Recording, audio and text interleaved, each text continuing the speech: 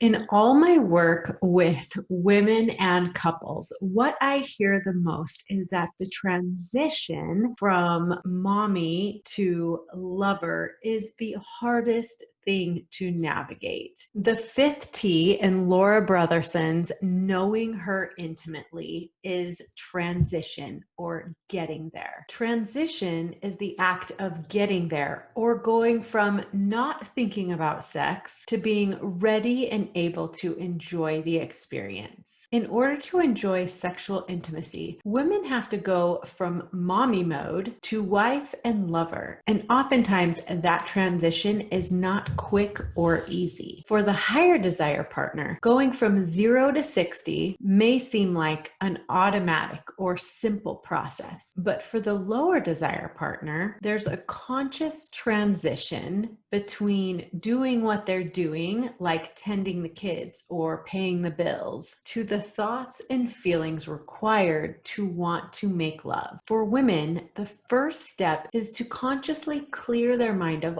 all other competing thoughts and enable their body to respond. This usually requires some form of emotional connection and affectionate touch. This opens the door for physical arousal, and then sexual desire will begin to show up. The transition or warm-up process bridges the gap between thoughts of sex and actual desire for sex. Going from 0 to 60 for the lower desire spouse may include going from no thoughts of sex to considering thinking about sex to thinking about sex to wanting sex to being taken away into desire, arousal, and orgasm. There are things that couples can do together to assist in the transition into lovemaking. One of the most important parts of this transition is developing the discipline to get good at closing down the mental windows open in a woman's mind. She must be able to turn off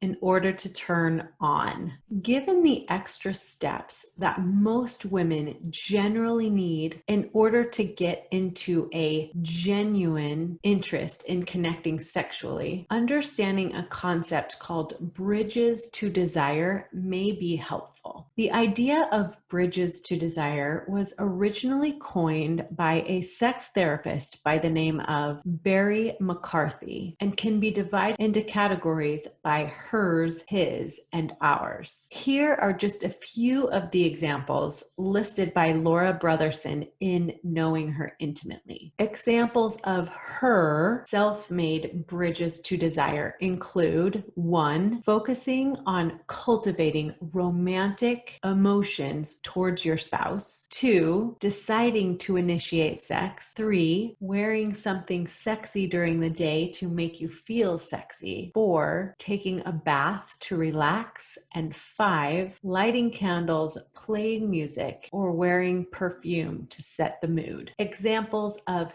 his spouse-made bridges to desire include 1. Giving her a massage. 2. Sending a sweet text or making a loving phone call during the day. 3. Helping with kids, dinner, or housework. 4. Giving her some downtime to relax and unwind. And 5. Learning her love language and speaking it regularly. And then there are examples of ours shared bridges to desire, which include 1. Kiss or hug when you come together after being apart. 2. Watch a romantic movie together. 3. Enjoy some pillow talk. 4. Have a regular date night. And 5. Schedule romantic getaways or overnights together on a regular basis. Laura has come up with a brilliant mnemonic device to help us remember important arousal helpers that help us to get out of our heads and into our bodies during this transition process. Understanding and utilizing these arousal helpers will keep us more focused on sex and allow us to more easily ascend up the arousal scale and reach the pinnacle of climax. The mnemonic device is the word brave.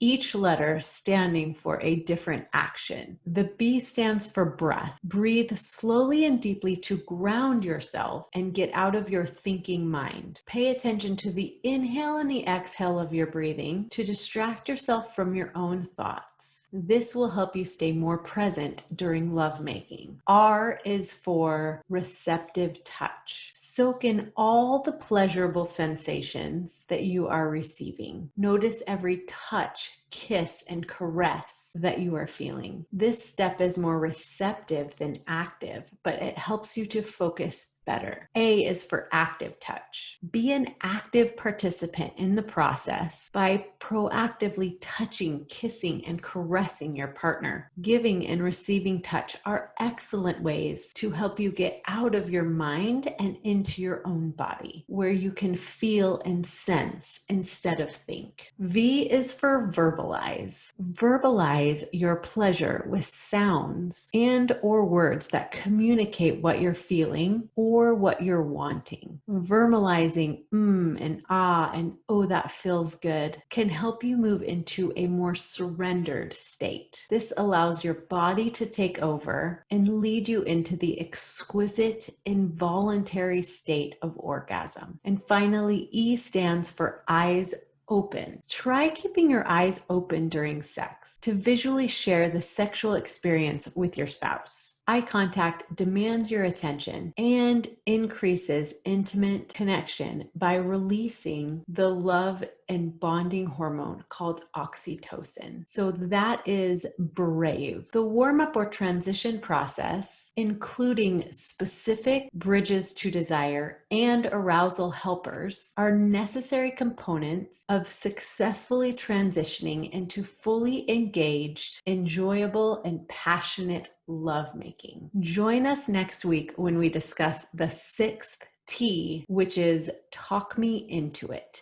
And until then, happy marriaging.